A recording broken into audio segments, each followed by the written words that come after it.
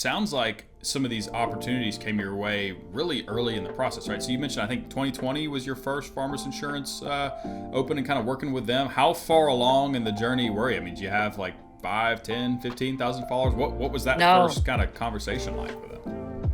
I think even earlier than that, honestly. Like it was literally within the first year they had reached out. The first year of me picking up a golf club. I mean, for me, it was everything. It literally changed my life and gave me a whole new career path at a time where there were a lot of unknowns for me.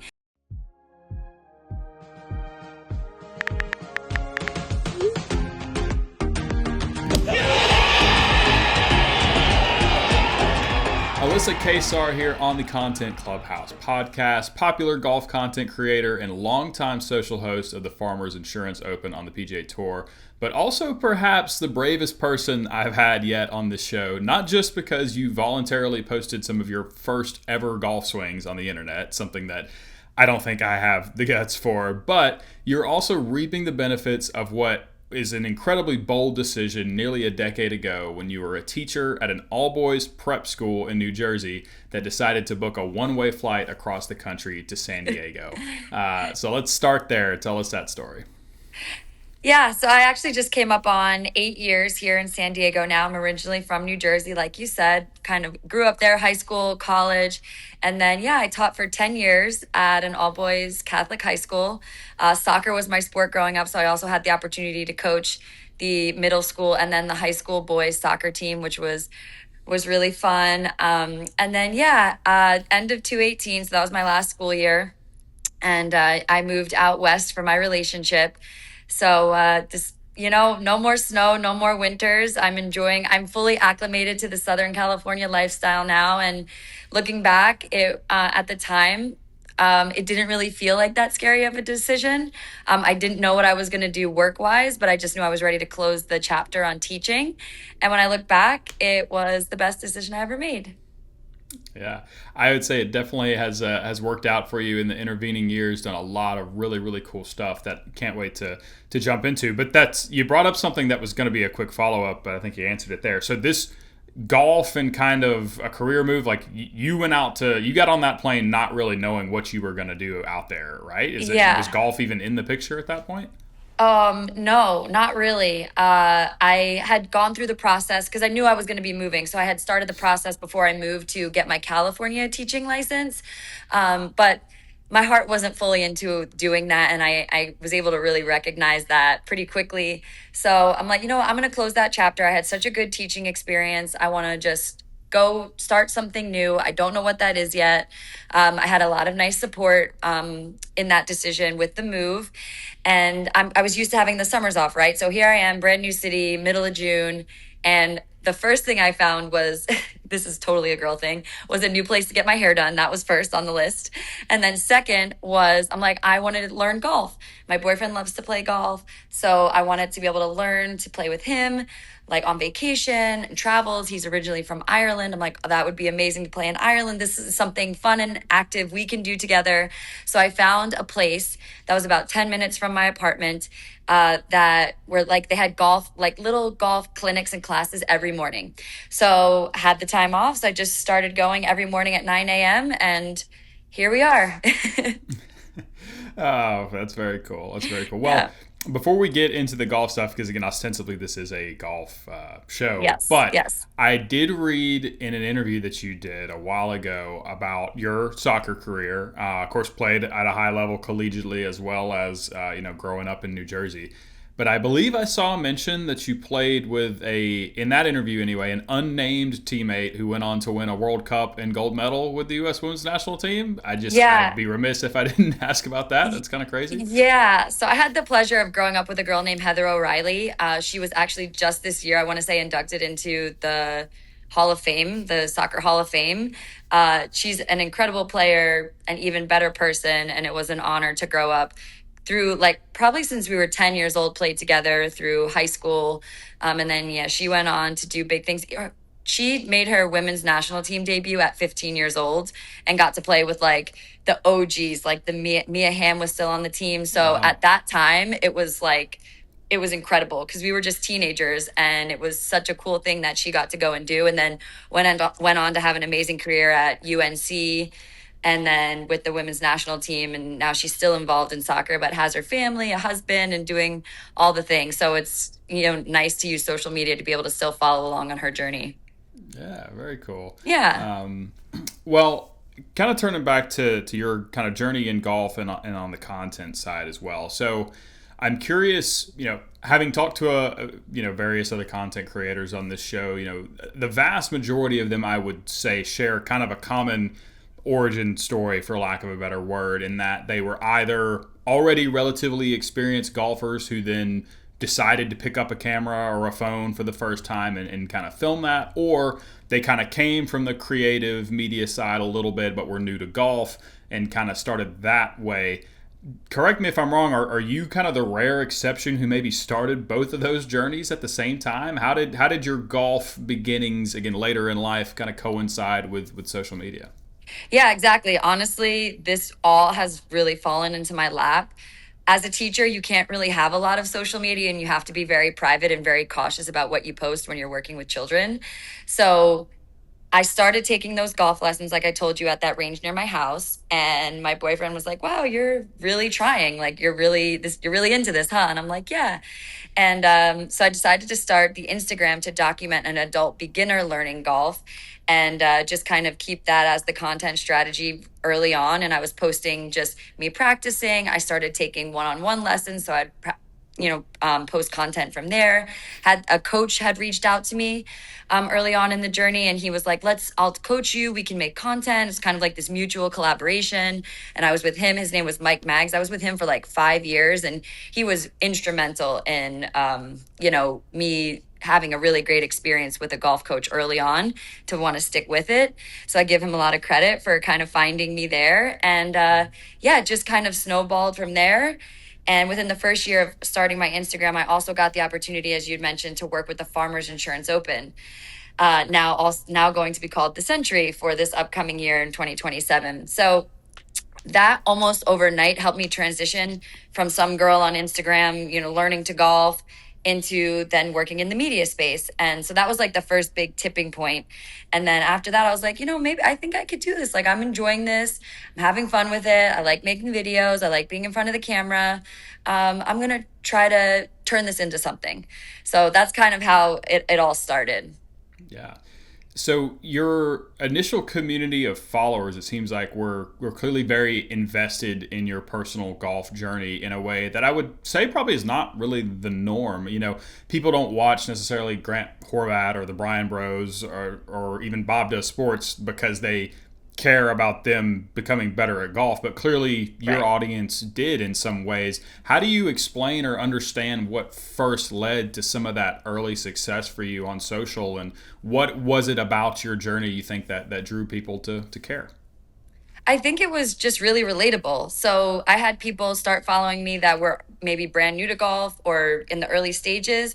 And then I had people who had been golfing for a long time. It was almost like they were the ones there to support me and be like, "It gets better, keep practicing, you got this. Like, we've all been there, we know." And then the new golfers were like, "Oh, good. Like somebody else kind of at the same level that I'm at." So I think just with golf in general, no matter how long you've been playing, it's one of those sports that you always end up doing something out there on the course where you're like, "How did I just do that? Like, that's a new shot in the back, like that." So I think the people who had been golfing for a really long time were there to be like cheering me on and be like really good cheerleaders, to be like, "Don't worry, just keep going." And then the newer golfers were like, "Oh, somebody like us." So I think it was just really relatable across the board. Yeah. Well, something again kind of honestly unrelatable to a lot of these other people I've spoken to is it sounds like some of these opportunities came your way really early in the process, right? So you mentioned I think 2020 was your first Farmers Insurance Open and kind of working with them. How far along in the journey were you? I mean, do you have like 5, 10, 15,000 followers? What was that No, first kind of conversation like with them? I think even earlier than that, honestly. Like, it was literally within the first year they had reached out, the first year of me picking up a golf club. So I was like, "Oh, this is interesting," and so somebody from the Century Club of San Diego had reached out to me, which is the nonprofit organization, like the host organization of the former farmers. And I had no idea what the Century Club was. I was brand new to San Diego. So I was mentioned the message to my boyfriend, and he was like, "Oh, the Century Club runs the farmers. Like, you should probably take that meeting." And I was like, "Oh, good. Well, I'm so glad I brought this up because otherwise I would have missed it."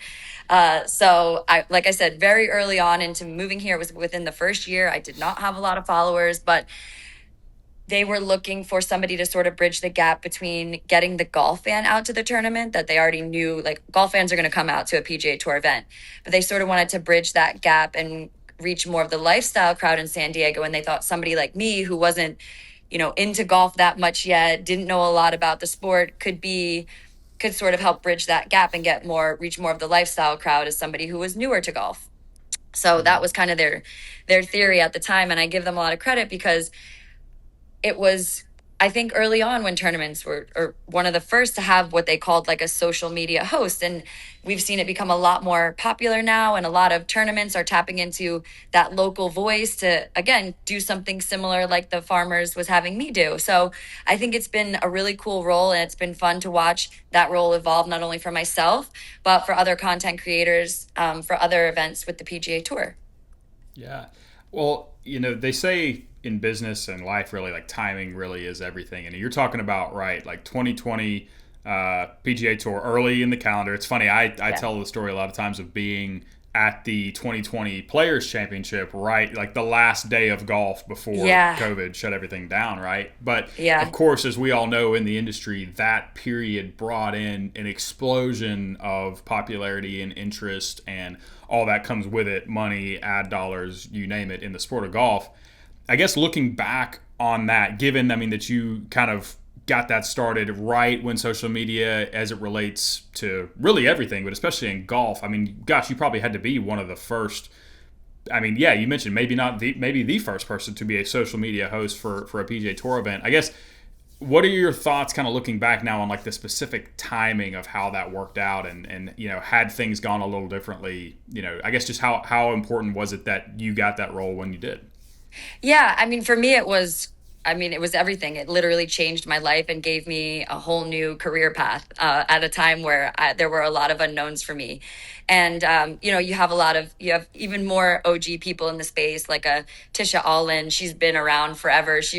Paige Sporanic, like those girls are really more like the OGs. And I kind of just came along as a different voice, a completely different situation, being an adult beginner learning golf versus, those girls who have played their whole lives. So it was just a little bit of a different perspective and take on the sport. And like you said, right before COVID and right before a whole influx of a lot of new golfers. So for me, that role and, just deciding to start posting on Instagram really changed the entire course of my life from a career standpoint. I had no expectations when I posted that first video, but over the last 6 or so years, I literally pinch myself every single day for the opportunities that I've been given, the golf courses I've gotten to play, the brands that I've had the opportunity to work with, and the people I've met. It's just, I just literally wake up every day and pinch myself. Yeah. Well, understandably so. We were talking about it a little before we recorded here, but you've had a busy year so far. Media days for the U.S. Men's and Women's Open, Riviera and Shinnecock, which, hey, that's not too shabby a rotation there. Plus multiple trips to Ireland for some travel content.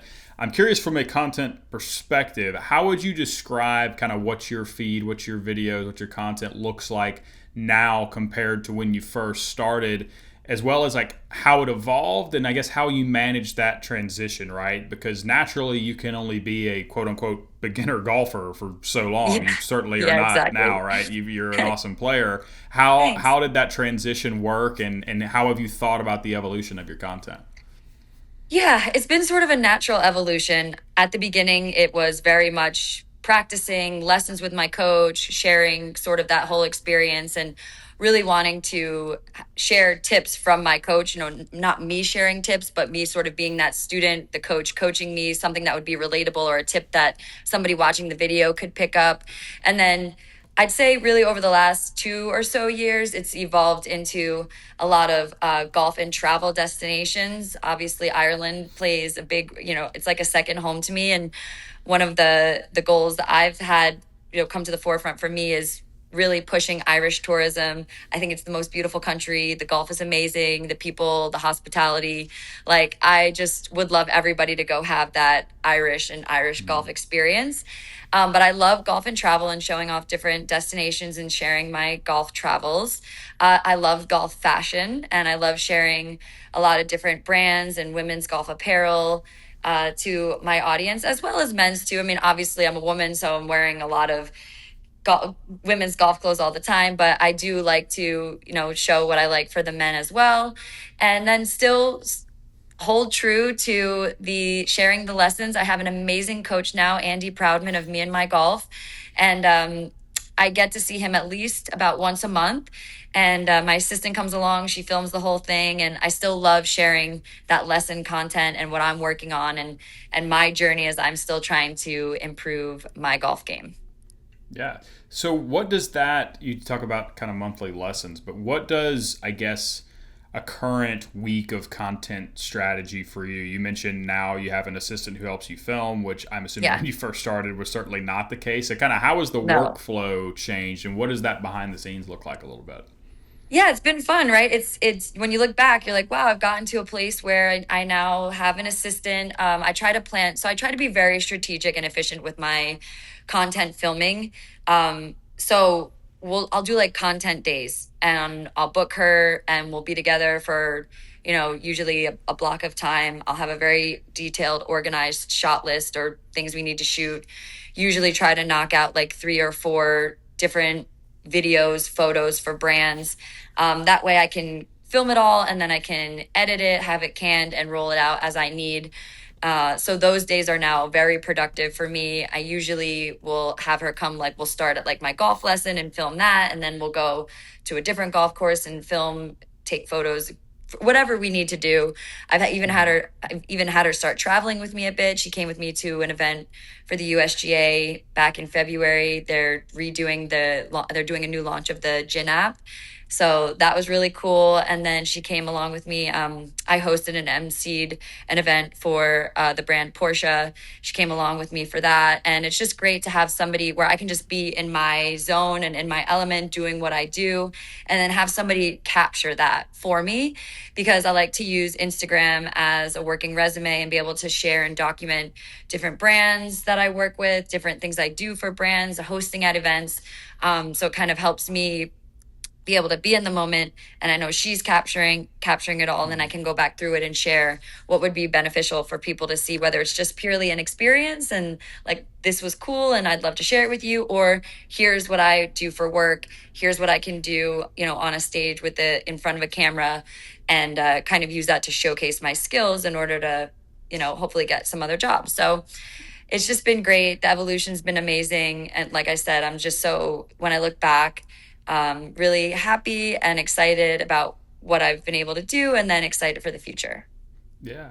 Well, again, looking at the kind of the workflow you mentioned there, I'm impressed and fascinated by kind of the structure that's around what you're doing. Because again, there's no one way to do it, but talking Right. to some other creators who are much more, I guess, like their content pretty much is always on course vlogs, like the shot tracers and here's what they shot and that sort of thing. And so that Yeah. involves pretty much taking the tripod and the camera to every time they go play golf, setting it up, and Yeah. then talk to some of these people and they're like, yeah, I may have played golf for 3.5 hours, but I edited for 4 or 5 or 6. But like what Yeah. they do basically is wake up, go play golf, shoot all of it, come back and edit. Whereas it sounds like you have a much more, I guess, I don't want to say quicker, but I guess more targeted. Like you have your set block of time, you're going to get in, you're going to do what you need to do, and you're going to get maximum kind of value out of that time. I guess how Yeah. did you land on over the years of you doing this? Like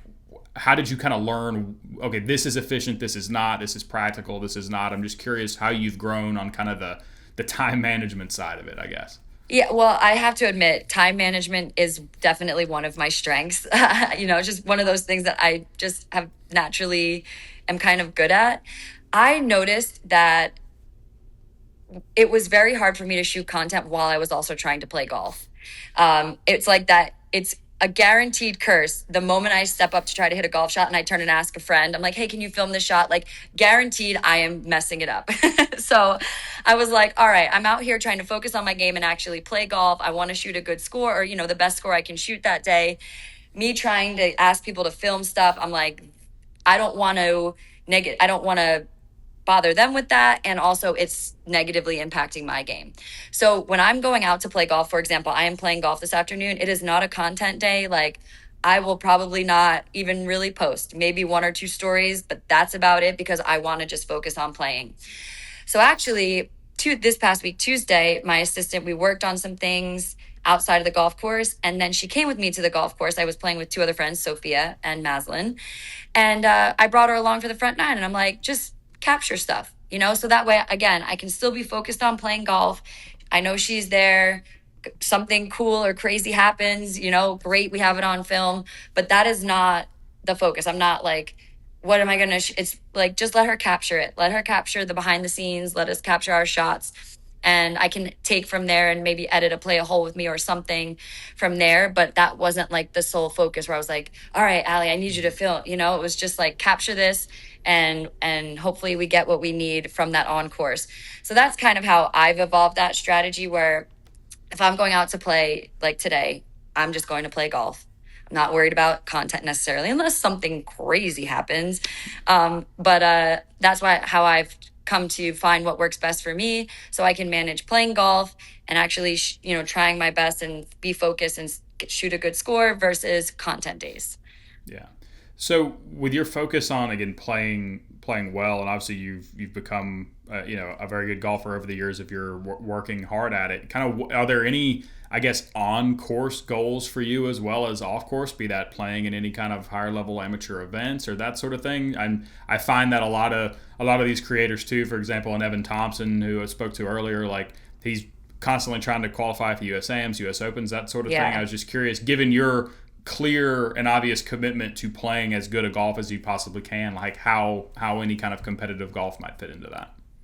So one thing I've really had to work on is my mental game in order to have that strong enough to play in some competition like settings, which for me looks like my club competitions. I like to play in my member, I like to play in my member guest. And honestly, I'd say I've done a lot of work with my coach on the mentality, even just to be able to compete in those types of events. So now I feel really good about that. I don't really have any aspirations to go that competitive. Like, Evan Thompson has been at some of the USGA events that I've been at recently. Like, those guys are really good. Like, those are guys, they're like plus handicaps. And I am not there yet. I'm not there at all. I'm still getting really comfortable competing in those kind of social competitive settings, like at my club. Now, it did occur to me recently, I'm like, you know what, maybe I should try to play in the ladies club championship. Like, that's kind of where my mind went to next, after now feeling stronger mentally in those social competitions. I'm like, maybe I could do that. I'm working with my coach. We have some goals of where we'd like to get me scoring or certain scores to break, but I'm trying not to think about that too much when I go out and play, because again, like, I've tried to detach from my score, because if I base the time I had out on the course solely on how I scored that day, a lot of times I'm probably not going to be happy, and I don't want to feel that way. I still want to be out there having fun, and everything comes together one day and I go out and shoot a 76. Amazing. Like, I would be so happy and I'd be thrilled to text him at the end of the round. But like, yesterday or Tuesday, I shot an 83. I had 4 doubles. So I'm like, I was right there. I made a couple mistakes, or like, two penalty stroke, like a penalty stroke on 2 holes. And I'm like, whatever, it happens, right? Like, I'm happy with my 83. I played to my handicap that day and I had a great time with my friends. So that's sort of where my mentality is at. So, maybe I compete in a ladies club championship. I'm looking forward to competing in the member guests again, things like that. But that's kind of the extent of where I'm at with competitive golf. Yeah. Well, before we kind of land the plane here on this interview and get you out here and on the golf course today on what I'm sure is going to be another beautiful Southern California summer day for you. But Yeah. looking at kind of the business side of what it is you're doing, one of the topics I find so fascinating when speaking with creators like yourself is the idea of what's next. And oftentimes these folks talk about using their current platform to build something that is, in their words, not mine, a little more permanent. The idea being that there eventually will come a time when maybe you don't want to be posting as often or beholden to an Instagram algorithm that I'm not sure anybody understands, right? So, have you No. had any similar thoughts? And if so, where are you kind of looking to expand? What are kind of some growth areas for you in your career? Yeah, that's a great question, and I get asked that often. So, as far as what I'm doing right now, currently today, I'm so happy. Like, I have a great workload, I have a great work-life balance, and all those. So, Mm-hmm. I'm so happy today. But that's such a good point because, again, you don't necessarily want to be in front of the camera all the time, or you don't want to have to be making videos for Instagram. So, I've been thinking about that, and the way I sort of approach it is, I would love to find something to invest in that is still in the golf space, so it would keep me like involved and in that regard. But yeah, some sort of investment so I could be more behind the scenes, but still keep me in the golf space. I don't know what that looks like. Obviously, would have to be the right investment, the right brand, the right company. I've started to look at a few different things. Nothing has been the right move yet, but that's kind of where I'm at. I'd love to find something in the golf space, doesn't or not, but in the golf space doesn't necessarily have to be equipment. It could be apparel, whatever, anything. Mm. So that way, I could take a step back from Instagram eventually and still be involved in the golf world. Yeah, very cool. Well, Yeah, it's kind before of I where I'm get you at. out of here, again, you talked about a lot of awesome travels that you've completed so far this year. What are some exciting things you've got kind of between now and the end of the year? Anything your audience should be on the lookout for? Yeah. So next weekend, I'll be in Roanoke, Virginia, at a charity golf event called Charlotte's Play Yellow Celebrity Invitational. So it's to help raise money and bring awareness for pediatric cancer. So I'm really excited about that. And then from there, I actually head to Europe for just short of a month. I'll be in Spain. So I'll be playing some really nice golf courses in the south of Spain, which is an incredible area for golf. Like, highly recommend looking at the south of Spain for golf, like around where Valderrama is. Mm. And then from there, I will be purely on vacation in Greece. And then when I get back, I get back for a little bit, then actually back over to Europe. I'll be in um, Ireland, Portugal, and who knows where else between now and the end of the year. So actually a lot of travel coming up, and there'll be some really fun golf courses to showcase. So hopefully you'll follow along and I'll be able to show you some good stuff. Yeah. Wow, sounds like a heck of a few months to me.